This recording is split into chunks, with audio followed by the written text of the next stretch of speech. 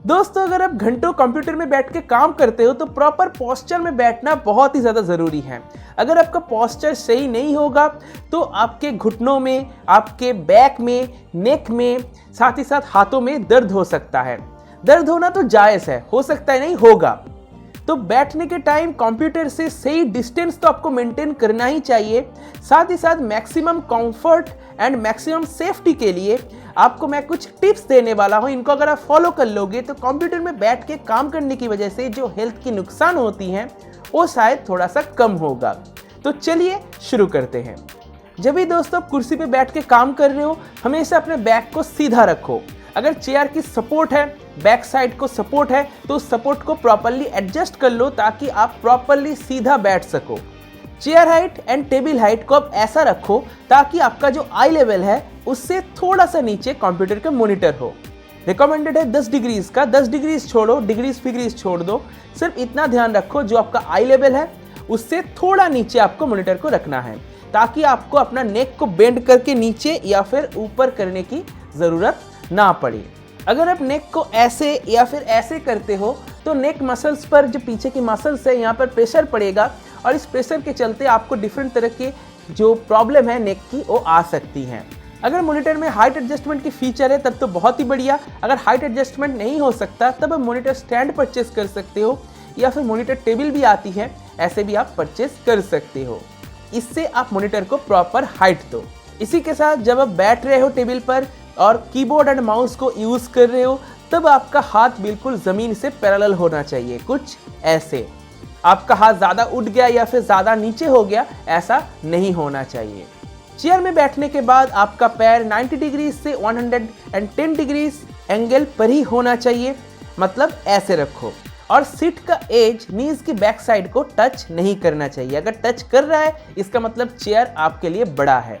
अगर for example chair की height adjustable नहीं है और जब आप चेयर पे बैठ रहे हो आपका फुट पूरी तरीके से ज़मीन को टच नहीं कर रहा है, तब आपको एक फुट रेस्ट ले लेना चाहिए।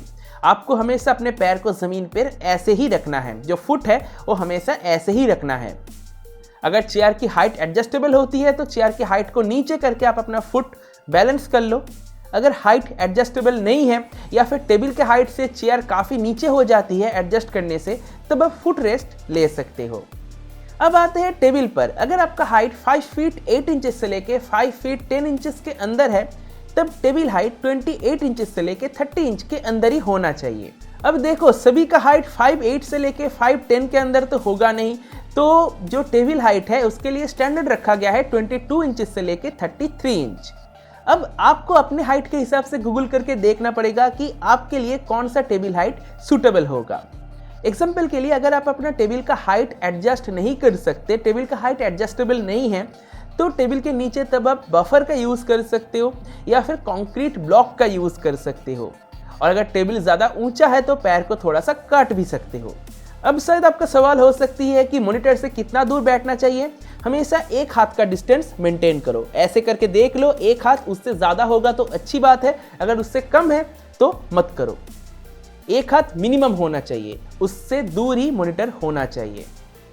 और हाँ, एट द एंड में यही कहना चाहूँगा कि अगर आप लंबे वक्त तक कंप्यूटर में बैठ के काम करते हो तो हर 2 घंटे में एक बार उठ जाओ, थोड़ा सा एक्सरसाइज कर लो। नेक के लिए ये एक्सरसाइज कर सकते हो और बैक के लिए और नीज के लिए थोड़ा सा आप ये एक्सरसाइज भी कर सकते हो।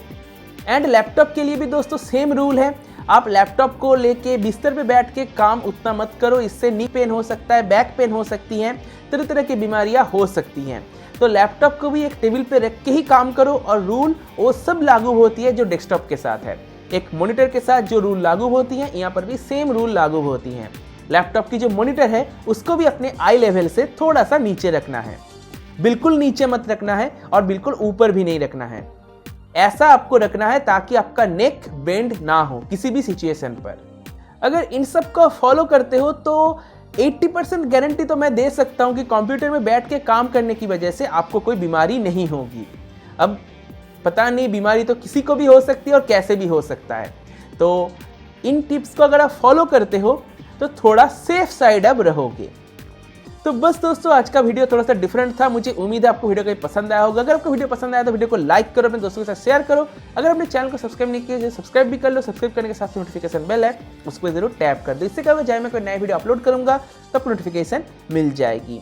इसी के साथ दोस्तों आज की वीडियो को मैं यहीं पे समाप्त करता हूँ। देने के लिए दोस्तों बहुत बहुत धन्यवाद। Bye bye.